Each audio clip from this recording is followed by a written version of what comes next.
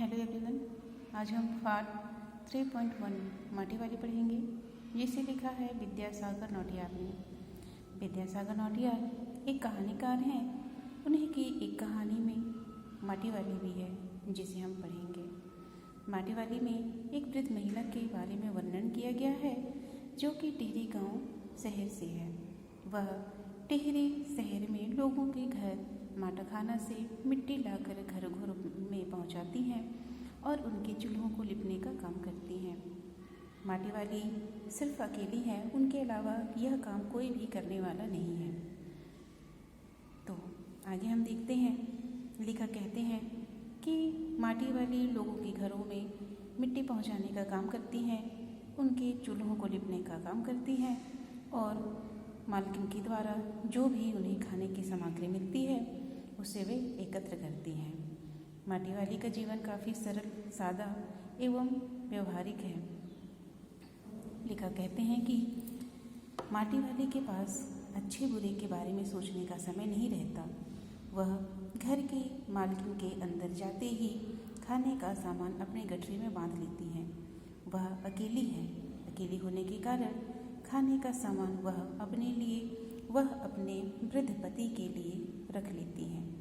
वह पुरानी चादर तथा फटे कपड़े की गुंडरी का उपयोग करती हैं और टीन के कनस्तर बने हुए डिब्बे जिसमें वह मिट्टी लाने का काम करती हैं उसे अपने सर पर रखती हैं।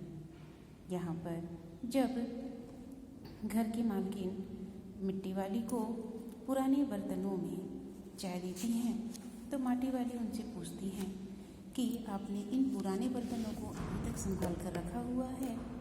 तो वो कहती हैं कि पुराने बर्तन हमारे पूर्वजों की गाढ़ी हुई संपत्ति है, जिसे हम बेचना नहीं चाहते।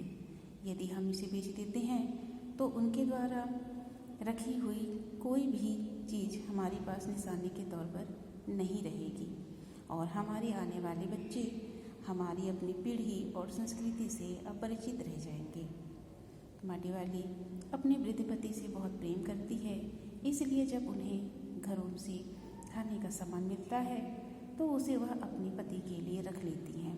आज माटी वाली के पास 2 रोटी हैं, जिसे वह अपने पति के लिए लेकर जा रही हैं। रास्ते में सोचती हैं कि आज वह अपने पति को केवल रोटी ही खाने को नहीं देंगी, बल्कि आज वह अपने पति के लिए प्याज की सब्जी बनाएंगी और उसे खाने को देंगी।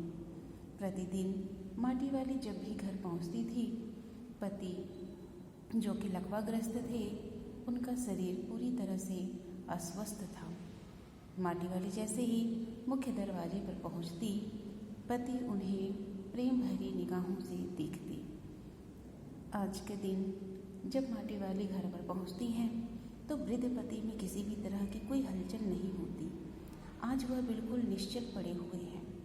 माटी वाली का दिल सकपका जाता है। वह जाकर देखती हैं कि पति अब इस दुनिया में नहीं रहे। वह काफ़ी भयभीत हैं, दुखी हैं और उनका जीवन उजड़ जाता है। सिर्फ इतना ही नहीं, आज टिहरी शहर में टिहरी बांध बनने का काम हो रहा है, काम होने वाला है, जिसकी वजह से टिहरी शहर खाली किया जा रहा है।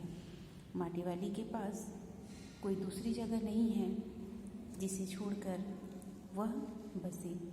माटी वाली के पास काफ़ी सारी समस्या है, न ज़मीन है, न घर है और न तो रिश्ते नाते। वह बिल्कुल अकेली हैं। एक पति जिनसे वह प्रेम करती थी, आज वह भी जीवित नहीं है। माटी वाली बिल्कुल अकेली हो गई है। रहने का ठिकाना नहीं है। सभी टिहरी शहर को छोड़कर दूसरे गांवों में, घरों में भागने लगे हैं। माटी वाली अपनी झोपड़ी के बाहर बैठी हर गांव के आने जाने लोगों से एक ही सवाल पूछती है और कहती है, गरीब आदमी का शमशान नहीं गुजरना चाहिए। माटी वाली का जीवन काफ़ी दयनीय हो चला है और वह अपनी इस समस्या का कोई भी समाधान उसे नहीं मिल पा रहा है, जिस वजह से वह अपने टिहरी शहर में ही जमी हुई है। आइए हम प्रश्न उत्तर की तरफ चलते हैं। पहला प्रश्न है हमारा, माटी वाली के बिना टिहरी शहर के कई घरों में चूल्हों का जलना क्यों मुश्किल हो जाता था। माटी वाली एक अकेली वृद्ध महिला थी जो कि माटा खाना से मिट्टी लाकर लोगों के घरों में चूल्हों को लिपने का काम करती थी। जिस दिन वह लोगों के घरों में नहीं जाती थी, उनके घर में चूल्हों का जलना भी मुश्किल हो जाता था। इसलिए नित्य प्रतिदिन माटी वाली को लोगों के घरों में मिट्टी पहुंचाना होता था। माटी वाली का कंटर किस प्रकार था? माटी वाली का कंटर टीन के कनस्तर ऊपर के ढक्कन को काटकर बनाया गया था। उसमें लाल चिकनी मिट्टी भरी रहती थी। उसके ऊपर ढक्कन नहीं लगाया गया था। माटी वाली का एक रोटी छिपा देना उसकी किस मनः स्थिति की ओर संकेत करता है। माटी वाली का पति बूढ़ा था, अस्वस्थ था, वह काम नहीं कर सकता था, इसलिए उसने अपने पति प्रेम के कारण रोटी छिपा ली। घर की मालकिन ने पीतल के गिलासों को अभी तक संभाल कर क्यों रखा था? घर की मालकिन अपने पुरखों की गाढ़ी कमाई को बेचना नहीं चाहती थी, इसलिए उसने अपने पूर्वजों की गाढ़ी हुई संपत्ति को संभाल कर रखा हुआ था। माटी वाली और मालकिन के संवाद में व्यापारियों की कौन सी प्रवृत्ति का उल्लेख किया गया है? व्यापारियों द्वारा पुरानी चीज़ों को कम दाम में खरीदकर ज़्यादा लाभ कमाने की प्रवृत्ति है और इसी संवाद को माटी वाली और मालकिन के बीच उल्लेख किया गया है।